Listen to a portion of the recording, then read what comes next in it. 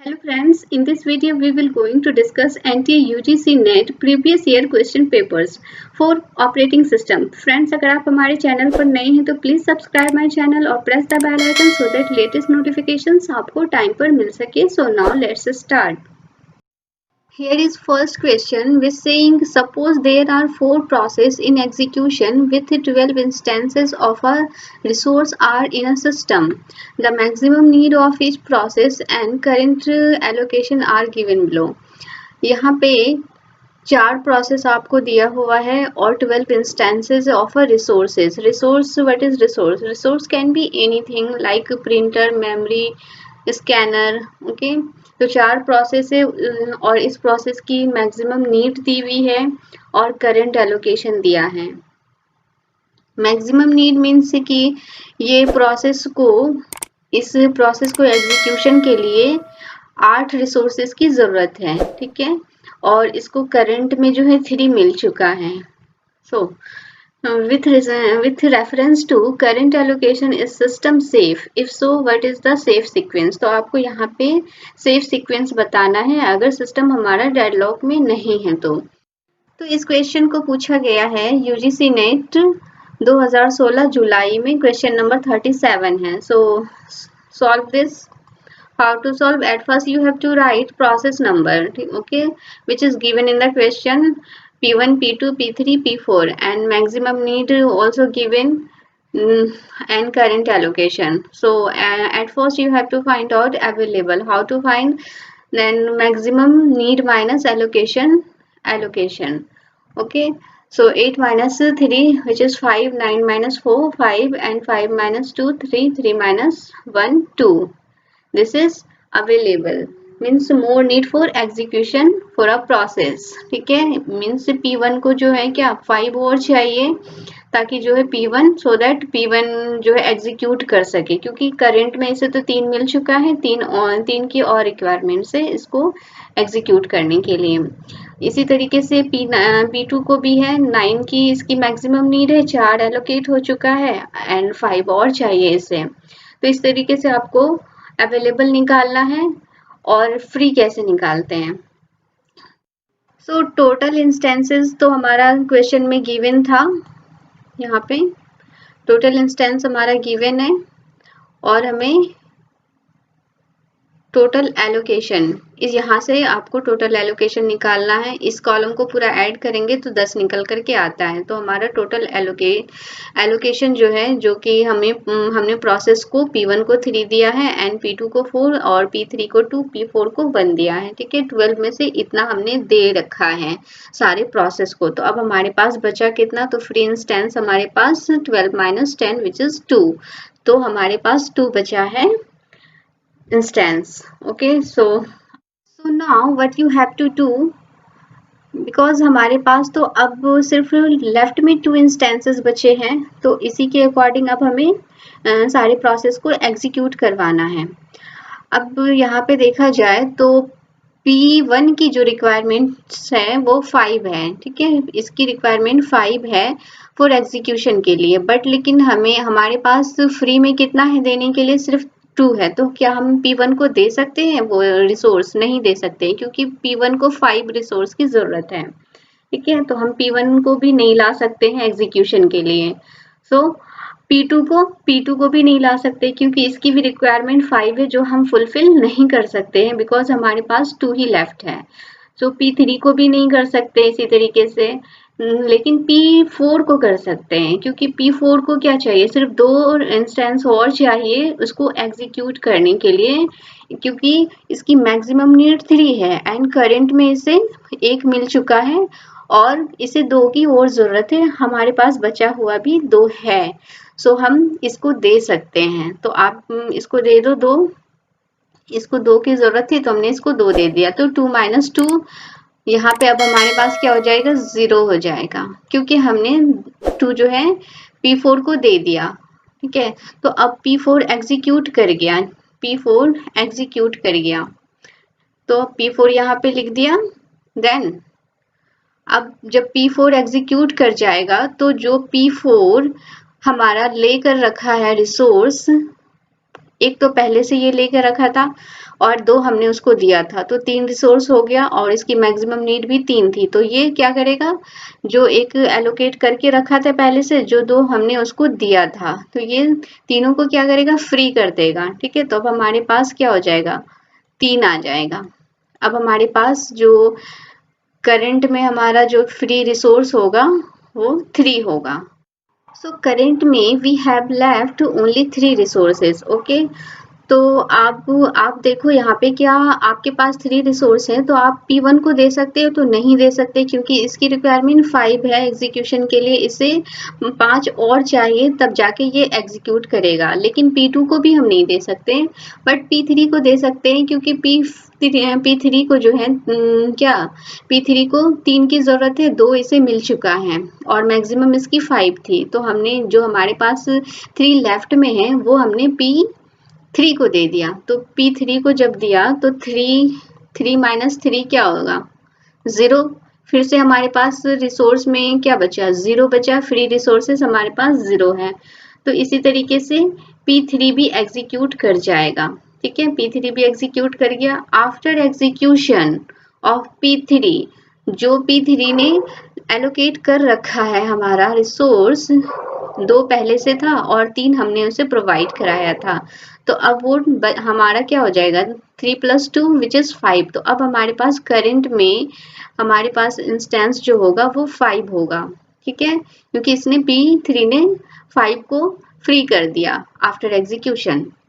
So now what you will do, अब हम क्या करेंगे कि क्या हम P1 को दे सकते हैं, हाँ P1 को दे सकते हैं, P2 को भी दे सकते हैं। ठीक है, बट लेकिन आप यहाँ पे जो पहले आया जो प्रोसेस उसको हम दे देते हैं, क्योंकि P1 आया था पहले, तो P1 को दे देते हैं।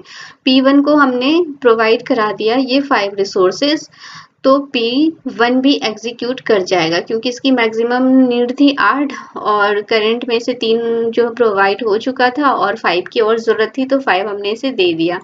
तो 5 माइनस 5, अब हमारे पास फिर क्या हो जाएगा, 0। हमारे पास कुछ भी नहीं है क्योंकि हमने इसको दे दिया, एग्जीक्यूट करा दिया। अब इसी तरीके से P1 भी एग्जीक्यूट कर गया। After execution of P1 again क्या करेगा, P1 अब फ्री कर देगा हमारे रिसोर्स को, जो पहले 3 इसने एलोकेट कर रखा था, 5 हमने प्रोवाइड कराया था, तो P1 भी एग्जीक्यूट कर गया और रिसोर्स को फ्री कर दिया। तो अब हमारे पास कितना बच जाएगा, 5 + 3 विच इज 8 रिसोर्स हमारे पास अभी अवेलेबल हैं। ओके, अब बट हमारे पास देखो तो लेफ्ट में ओनली P2 बचा है एग्जीक्यूशन के लिए, है ना। तो P2 की रिक्वायरमेंट्स क्या है, 5 है, हमारे पास बचा तो 8 है, तो हम इसे दे सकते हैं। तो हम 5 हमने इसे दे दिया, 5 इसमें से माइनस करेंगे तो हमारा क्या बचेगा, 3 बचेगा। ओके, तो हमारे पास 3 है, 5 हमने दे दिया और इसकी मैक्सिमम नीड 9 थी और करंट में 4 था, इसे 5 की जरूरत थी। तो अब आफ्टर एग्जीक्यूशन ये क्या करेगा, फ्री कर देगा 4 और 5 ये दोनों रिसोर्स को। ठीक है, तो 4 + 5 9। ठीक है, 9 और हमारे पास बचा हुआ कितना था, पहले से 3 था, विच इज 12। तो आप यहाँ से भी देखो तो 12 निकल करके आ गया। टोटल हमारे पास इंस्टेंस क्या थे, 12 थे और हमने इसे जो एलोकेट जो कराया था करंट में 10 था। ठीक है, और यहाँ पे फिर से हमारे पास सारे प्रोसेस को एग्जीक्यूट कराने के बाद हमारे पास ये देखो कि 12 इंस्टेंसेस फिर से आ चुके हैं। तो ये चीज़ आना चाहिए कि अगर आप एग्जीक्यूट करवा रहे तो जितना टोटल आपको दिया था इंस्टेंस वो बाद में निकल कर इतना आना चाहिए, देन जाकर के पता चलेगा कि हाँ हमने जितना एग्जीक्यूट कराया था, जितना एग्जीक्यूशन की इसको ज़रूरत थी इंस्टेंसेस की, उतना हमने दिया और आफ्टर एग्जीक्यूशन क्या उसने फ्री किया उतना ही। तो यहाँ पे निकल करके आ गया 12 instances. So sequence is coming at first P4, P3, then P1, P2. So match C option. Okay, P4, P3, P1 and P2. तो हमारा जो सिस्टम है वो सेफ स्टेट में है। Okay, there is no deadlock, तो आप ये वाला राइट है सी ऑप्शन। सो इसी तरीके से आप इस क्वेश्चन को सॉल्व कर सकते हो। Here is question which is saying 5 jobs ABCD and E are waiting in ready queue. ठीक है, हमारे पास 5 जॉब है जो कि वेट कर रहा है रेडी क्यू में. Their respected run times are इतना respectively, और सबका जो ये रन टाइम्स दिया है. All jobs enter in ready queue at time 0, और जितने भी ये सारे जॉब्स है 5 जॉब्स हमारे रेडी क्यू में आ गए हैं एट टाइम 0 पे, यानी 0 टाइम पे ये पांचों प्रोसेस आ चुके हैं. They must run in order to minimize average response time. ठीक है, तो हमें यहाँ पे इस सीक्वेंस में कौन सा सीक्वेंस होगा जो कि इसको क्या कर रहा है, मिनिमाइज एवरेज रिस्पॉन्स टाइम. तो ये चीजें निकालनी है, और ये क्वेश्चन हमें पूछा गया है यूजीसी नेट 2016 में. तो इसे कैसे हम निकालेंगे, और यहाँ पे कौन सा एल्गोरिथम आप सेट करोगे. तो ये चीज देखो, मिनिमाइजिंग एवरेज रिस्पॉन्स टाइम, तो ये हमें कौन देता है, कौन सा एल्गोरिथम देता है. ऑब्वियसली SJF देता है, which is shortest job first. इसमें हमारा क्या होता है, वेटिंग टाइम मिनिमाइज होता है, तो रिस्पॉन्स टाइम भी मिनिमाइज होता है, तो SJF देता है. तो हमें यहाँ पे SJF एल्गोरिथम सेट करना है. ठीक है, जो नॉन प्रिमिटिव होता है. नॉन प्रिमिटिव मीन्स व्हाट, कि एक बारी अगर हमारा प्रोसेस आ गया CPU में रन करने के लिए, एग्जीक्यूशन के लिए, तो आप उसे फोर्सफुली नहीं निकाल सकते हो जब तक कि वो अपना टास्क को पूरा ना कर ले. ओके, सो तो इस क्वेश्चन को SJF के थ्रू सॉल्व करेंगे. तो यहाँ पे सारे जॉब को ले लिया है, विच इज प्रोसेस नंबर है ABCDE तक, और अराइवल टाइम सबका 0 है, क्योंकि क्वेश्चन में हमें बताया गया है एट टाइम 0 पे सारे प्रोसेस हमारे आ चुके हैं, और ये हमारा बॉस टाइम दिया गया है. ठीक है, यहाँ पे बॉस टाइम है, क्योंकि क्या है हमारा SJF के थ्रू सॉल्व कर रहे, तो हमें दिया रहेगा अराइवल टाइम और बॉस टाइम. तो SJF जो है, SJF की क्राइटेरिया बॉस टाइम होती है, तो बॉस टाइम को आपको फोकस करना है. ओके, सो एक चीज यहाँ पे देखिए, ये X दिया है, ये E की वैल्यू, E का जो बर्स्ट टाइम है यहाँ पे नहीं दे रखा है, ये आपने खुद सोचकर यहाँ से निकालना है. क्वेश्चन में दिया है X की वैल्यू कहाँ से कहाँ लाई कर रही है, 3 and 5 के बीच में लाई कर रही है, which is less than 5 but greater than 3. तो 3 और 5 के बीच में कौन सी वैल्यू आएगी, तो ऑब्वियसली 4th आएगी. तो आपने इसको कट करके यहाँ पे 4th करना है. ठीक है, तो 4th कर दिया हमने. अब SJF है तो बॉस टाइम पे फोकस करेगा. आप इसे गैंट चार्ट के थ्रू भी बना सकते हो, बट यहाँ पे जिस तरीके का क्वेश्चन दिया है आप डायरेक्टली इसको बॉस टाइम के अकॉर्डिंग बना लो.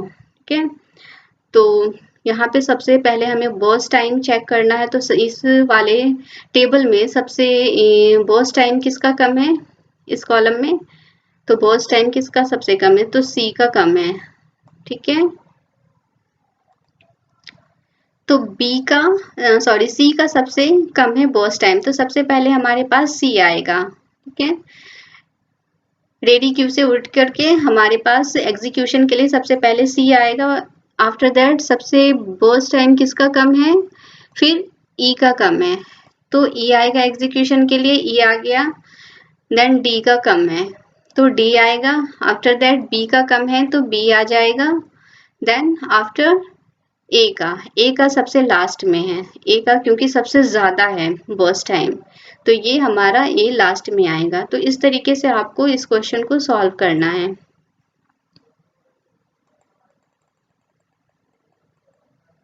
तो कौन सा ऑप्शन है, C आया, E आया, D, B, तो option number B is right. तो इस तरीके से इस क्वेश्चन को सॉल्व करना होगा. सो आई होप फ्रेंड्स की वीडियो आपको पसंद आई होगी, तो चैनल को सब्सक्राइब करें, वीडियो को लाइक शेयर करें. मिलते हैं नेक्स्ट वीडियो में. Thank you.